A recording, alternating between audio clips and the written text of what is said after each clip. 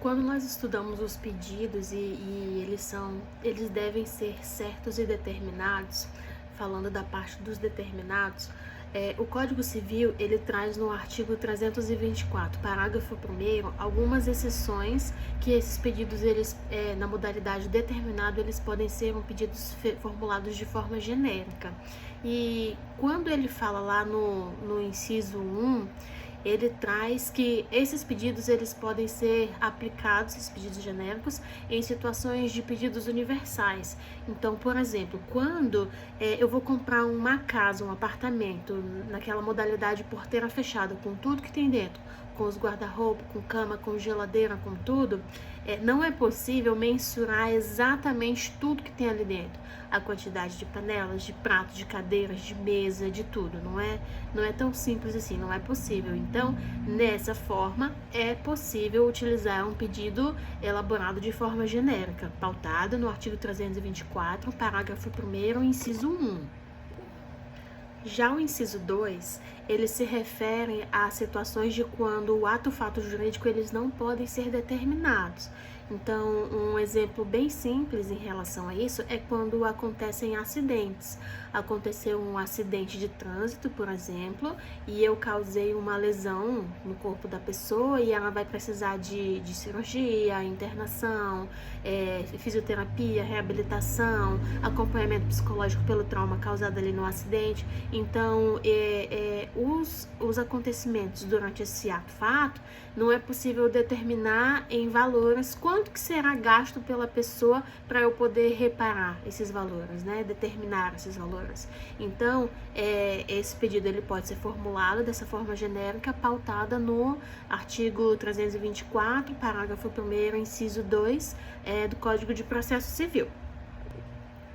Agora, quando a gente vai analisar o inciso 3º desse parágrafo, desse artigo, é preciso ver que não é possível determinar o valor desse objeto, porque isso depende de uma ação do réu.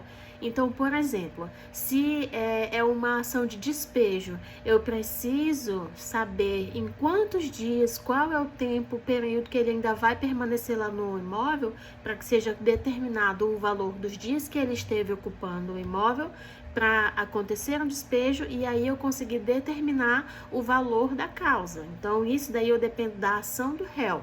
Por isso que eu posso utilizar fazer esse pedido de forma genérica, usando como fundamento jurídico o artigo 324, parágrafo 1º, inciso 3º, alegando que eu dependo da ação do réu para eu conseguir determinar, de fato, os valores do prejuízo, das perdas e danos causados pelo réu.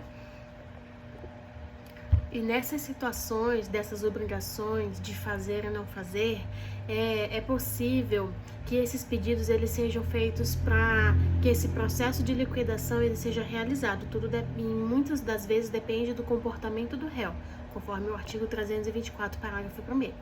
E aí, esses pedidos eles devem ser formulados.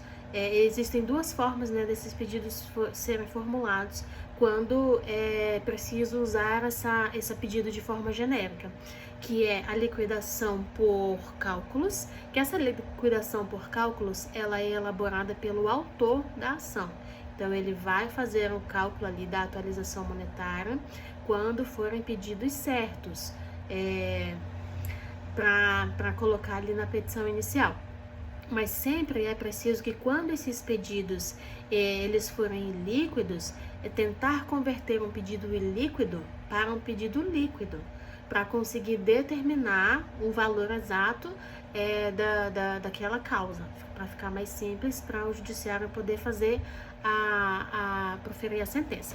E quando não for possível fazer esse pedido de liquidação por cálculo, então acontece que ocorre a liquidação por arbitramento, que essa liquidação por arbitramento ela é elaborada e calculada pelo juiz. Né? E ele vai utilizar um ponderamento e vai analisar